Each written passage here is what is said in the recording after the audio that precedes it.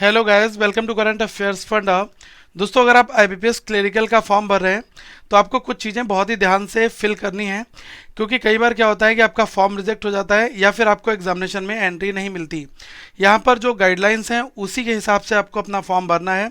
आपको यहाँ पर जो इंपॉर्टेंट चीज़ें हैं वो मैं यहाँ पर बताना चाहूँगा। और आईबीपीएस क्लरिकल के लिए दोस्तों प्रैक्टिस मॉक के मॉक टेस्ट हैं वो लाइव हैं। आप पहला फ्री टेस्ट बना सकते हैं, ये आपका कम्प्लीटली फ्री है।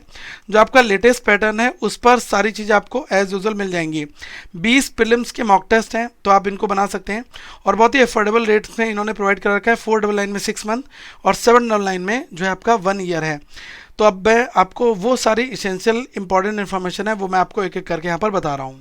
देखो, ये जो आपको मैं चीज़ बता रहा हूँ ये आपकी है कि आपको अपना फोटोग्राफ स्कैन कैसे करना है। देखो, फोटोग्राफ आप अपना स्कैन करोगे वो आपका साइज होना चाहिए 4.5 इंटू 3.5 में, ठीक है। इस साइज में आपका फ़ोटो होना चाहिए और उसके बाद आपके सिग्नेचर होने चाहिए और आपका जो लेफ़्ट थंब है वो होना चाहिए। थंब हमेशा लेफ़्ट ही है, लेकिन कुछ एक्सेप्शनल केसेस में इन्होंने ये भी कहा है कि अगर कैंडिडेट जिसके पास में लेफ़्ट थंब नहीं है तो वो अपना राइट थंब यूज़ कर सकता है। अगर उसके दोनों ही मिस हैं तो उस केस में यहाँ पर और भी गाइडलाइंस दी गई हैं, तो आप इनको पढ़ लें, जो ये केस ज़रूरी है, ओके। और जो हैंड डिक्लेरेशन है वो आपको अपनी खुद की लैंग्वेज में ही लिखना है एक पेपर पर। कैसे करना है वो सारी चीज़ें मैं आपको यहाँ पर बता दे रहा हूँ, ठीक है। एक चीज़ और ध्यान रखना, लास्ट ईयर ऐसे स्टूडेंट से एक दो जिनको बाहर कर दिया गया था, एडमिट कार्ड लेकर गए थे लेकिन उनको एंट्री नहीं दी थी क्योंकि उनके सिग्नेचर जो है वो कैपिटल लेटर्स में, इसमें लिखा है signature in capital letters will not be accepted. मतलब अगर आप सिग्नेचर कैपिटल लेटर्स में लिखोगे तो आपके एक्सेप्टेड नहीं होंगे। एडमिट कार्ड पर भी आपको करने होते हैं और भी जगह पर होती हैं चीज़ें, तो इन चीज़ का आपको ध्यान रखना है बहुत ज़्यादा, ठीक है। अब देखो, मैं आपको डिक्लेरेशन पहले बता रहा हूँ। पॉइंट नंबर 1 में देखो, डिक्लेरेशन में आपको लिखना है, एक पहले वाइट कलर का पेपर आप ले लोगे, कंप्लीट पूरा वाइट पेपर लो और उस पर ये जो लिखा हुआ है आई के बाद में पूरी लाइन, ठीक है, यहाँ तक एज इट इज़ आपको छापना है, लिखना है अपनी हैंड राइटिंग में, ठीक है। तो आई, इसके बाद में अपना नाम लिखना है, जैसे कोई पर्सन है तो उसको अपना नाम मेंशन करना है। मैं यहाँ पर लिख दूंगा आई कॉमा विकास शर्मा, ठीक है। उसके बाद कॉमा, फिर hereby declare that all the information submitted by me in this application form is correct, true and valid. I will represent the supporting document as and when required, ठीक है। ये आपको अपने फॉर्मेट में अपनी इससे लिखनी है, ठीक है, अपनी हैंड राइटिंग में, ठीक है। किसी दोस्त से पड़ोसी से ये मत लिखाना, उसका ज़्यादा अच्छा हो, उसका मत छाप लेना, ठीक है। अपने हाथों से इन सब चीज़ों को लिखना है। अब देखो, यहाँ पर इनके साइज वगैरह क्या है वो मैं आपको बता रहा हूँ कैसे क्या करना है। Photograph 4.5 into 3.5। फोटोग्राफ आपकी रिसेंट होनी चाहिए। रिसेंट का मतलब मैं आपको बता रहा हूँ कि ऐसा ना हो कि यार 3 साल 4 साल पुरानी आप फोटोग्राफ को यूज़ करो, आपके पास में एक बार 50 पीस निकलवा दिए उसी को यूज़ करो, ये मत करना, ये भी बहुत ज़्यादा इंपैक्ट डालता है। आपकी फ़ोटो लगभग, मेरा ऐसा मानना है कि 6 महीने के अंदर वाली जो फोटो है वो आपकी रिसेंट में आ जाएगी, ठीक है, उसमें ज़्यादा बदलाव नहीं होता है, ओके। ये ध्यान रखना है कि आपकी जो पिक्चर है, make sure that the picture is in colour, ठीक है, taken against a light colour preferably white background. अगर आपका जो लाइट बैकग्राउंड है वो होना चाहिए, ठीक है। तो इन्होंने कहा है कि हम प्रेफर, ये भी आप कर सकते हो, वाइट है तो वो अच्छा है, ठीक है।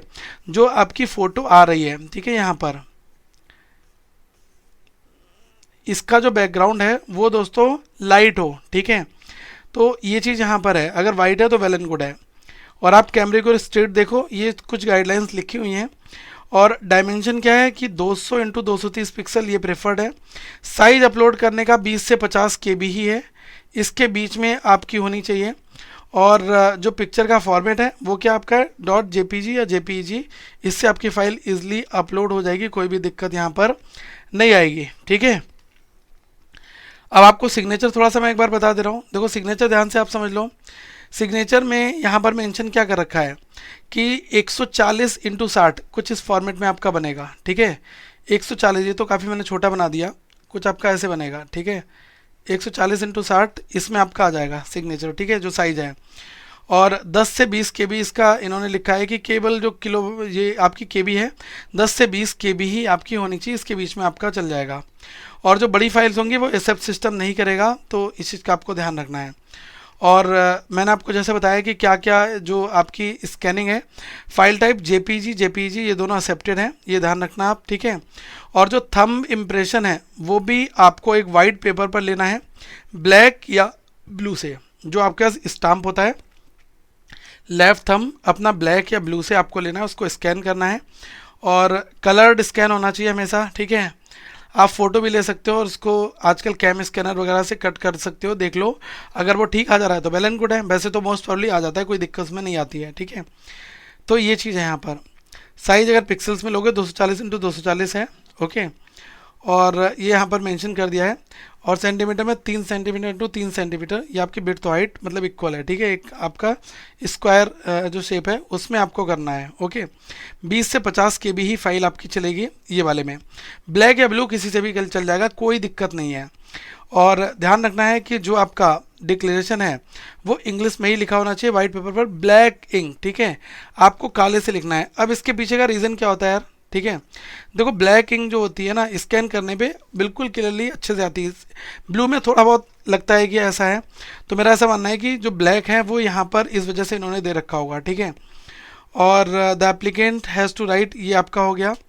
और जो सिग्नेचर है वो आपके होने चाहिए, यहाँ पर लिखा है the signature left thumb impression and the hand declaration should be of applicant, ठीक है। मतलब ऑब्वियसली उसी का ही होना चाहिए, ये चीज़ यहाँ पर मेंशन कर रखी है। डिक्लेरेशन इन्होंने बता रखा है, ये चीज़ आपको बता रखी है। सिग्नेचर के बारे में इन्होंने यहाँ पर ये वाला पॉइंट भी क्लियर कर रखा है, ओके। तो अब आपको कोई भी परेशानी यहाँ पर नहीं होगी।